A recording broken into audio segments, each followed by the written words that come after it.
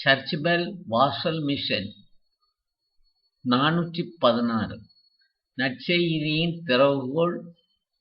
தலைப்பு அன்பு. மொழிபெயர்ப்பு ஆங்கிலத்திலிருந்து Tamil. A breaking good news. Bible New Testament translation English to Tamil. The Gospel of Luke under title Love. Chapter 10 verses 25 to 37. About the parable. The Samaritan is a character in the Christian Bible in the parable of the Good Samaritan. This parable told by Jesus is found in the Gospel Luke chapter 10 verses 25 to 37. Some information about the parable. The Good Samaritan. The term Good Samaritan is commonly used to refer to a person who saves or helps a stranger in need. The parable of the Good Samaritan is one of the stories that Jesus told during his Sermon on the Mount.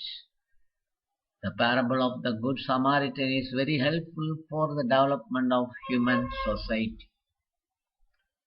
We can read the Bible, Luke 10 from verses from 25. Let us read.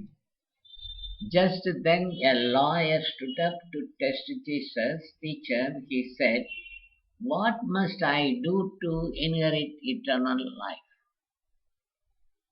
Jesus said to him, "What is written in the law?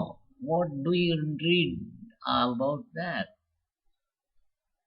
He answered, "You shall love the Lord your God with all your heart and with all your soul and with all your strength and with all your mind, and your neighbor as yourself."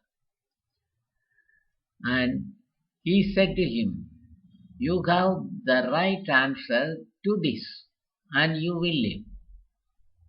But wanting to justify himself, he asked Jesus, "And who is my neighbor?" Jesus replied, "A man was going down from Jerusalem to Jericho and fell into the hands of the robbers, who stripped him, beat him, and went away, leaving him half dead.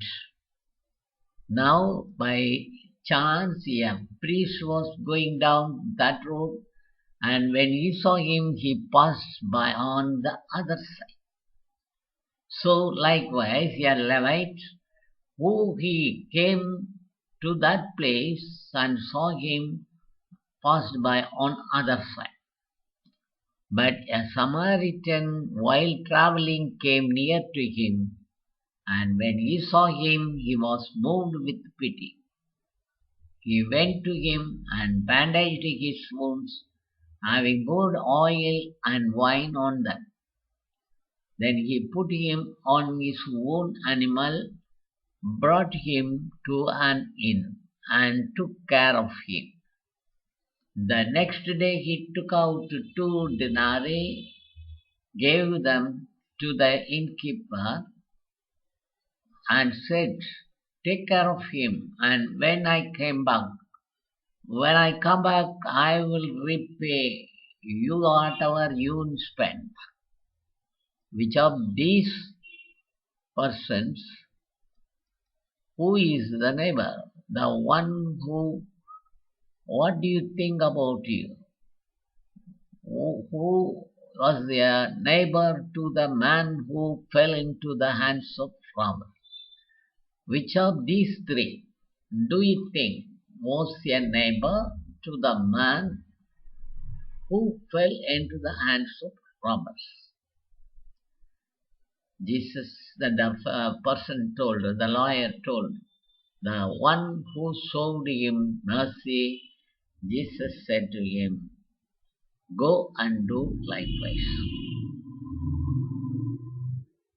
Dear friends, I have read all the readings from chapter 10 of Luke. Now we will translate in Tamil.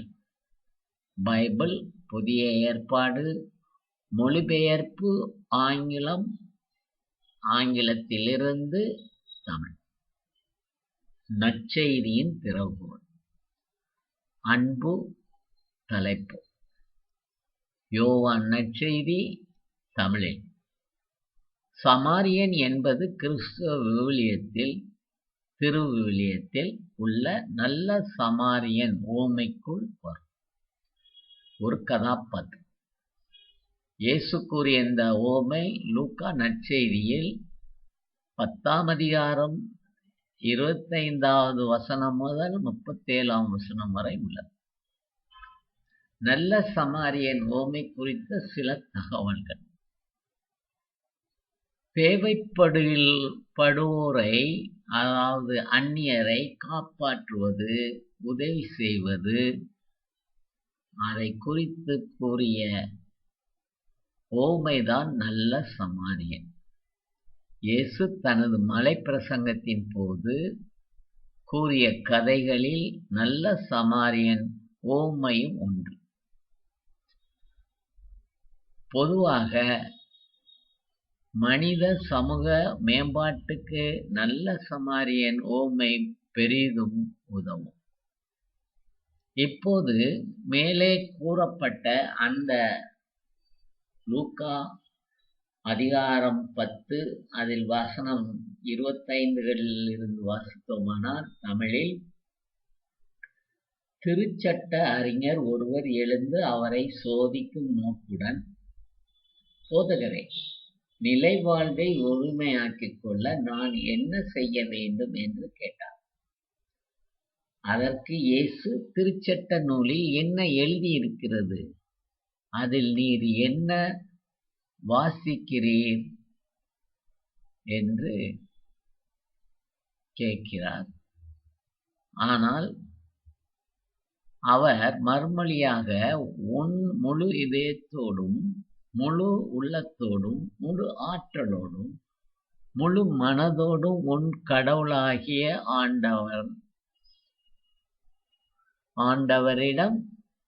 அன்பு கூறுவாயாக. உன் முழு இதயத்தோடும், உன் முழு உள்ளத்தோடும், உன் முழு ஆற்றலோடும், உன் முழு மனதோடும் உன் கடவுளாகிய ஆண்டவரிடம் அன்பு கூறுவாயாக. உன் மீது நீ அன்பு கூறுவது போல்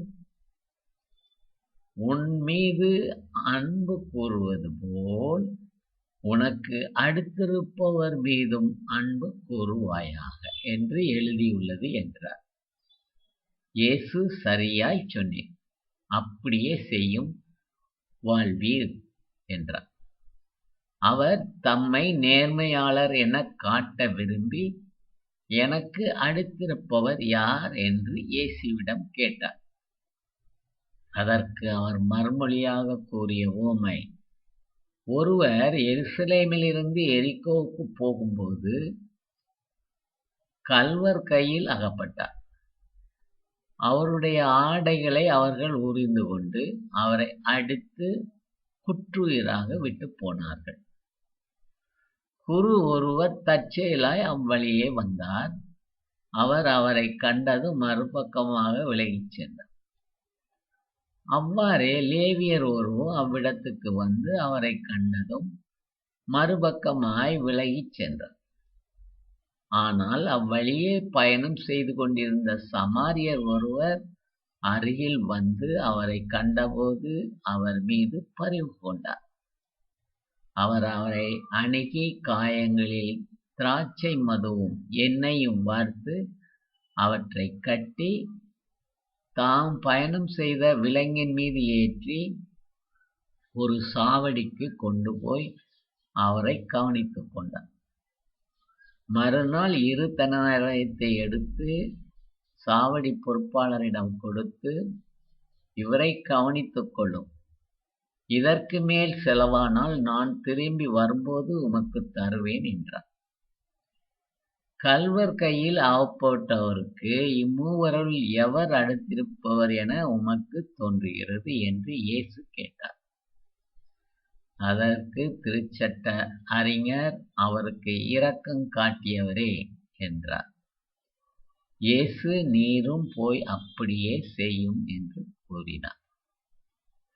அன்பார்ந்தவர்களே, நீங்கள் ஆங்கிலத்தில் நன்றாக பேச வேண்டும் என்று நினைத்தீர்கள் என்றால், முதலில் பைபிளில் இருப்பதை நீங்கள் வாசித்து பழகிக் கொள்ளுங்கள். என்னுடைய அனுபவ ரீதியில் நான் சொல்ல உங்களுக்கு கடமைப்பட்டிருக்கிறேன். நான் ஆசிரியராக பணிபுரிவதற்கு ஆங்கிலத்தில் மற்ற நாட்டு மாணவர்களுக்கு கற்றுக் கொடுக்க முயற்சி செய்யும்போது, ஆங்கிலத்தில் உள்ள பைபிளை வாசித்து அதன் அர்த்தத்தை புரிந்து கொண்டதனால் எளிதில் நான் அந்த ஸ்போக்கன் இங்கிலீஷை கற்றுக்கொண்டேன். நீங்கள் மேலே கொடுக்கப்பட்ட ஆங்கில பைபிளில் உள்ள வசனங்களை எவ்வாறு அது மொழிபெயர்ப்பு செய்யப்பட்டிருக்கிறது என்பதை நன்கு கவனித்து வாசித்து பழகிக் கொள்ளுங்கள். இதை நாங்கள் பிரேக்கிங் குட் நியூஸாக தந்திருக்கிறோம். டிஎன்பிஎஸ்சியை பற்றி அதிகமான கேள்வி பதில்களை தருவோம். ஏற்கனவே 70 வீடியோஸ் உங்களுக்காக அந்த கேள்வி பதில்களை தந்திருக்கிறோம். பல கருத்துக்கள் உங்களிடமிருந்து வந்திருக்கின்றது. உங்கள் ஆதரவுக்கு நன்றி. சப்ஸ்கிரைப் செய்ய மறவாதீர்கள். நான் இன்னும் 2-3 டிரான்ஸ்லேஷன் பகுதி பைபிளில் இருந்து தெரிவித்துவிட்டு மீண்டும் குரூப் 2 மார்ச் மாதம் வருகிறது. ஆகவே குரூப் 2க்கும் குரூப் 4க்கும் கண்டிப்பாக கேள்வி பதில் அத்தனையும் தந்து விடுவேன். தொடர்ந்து இந்த சேனலை பார்த்து ஆதரவு தர முற்படுங்கள். உங்களுடைய ஆதரவுக்கு நன்றி. சப்ஸ்கிரைப் செய்ய மறவாதீர்கள். நன்றி.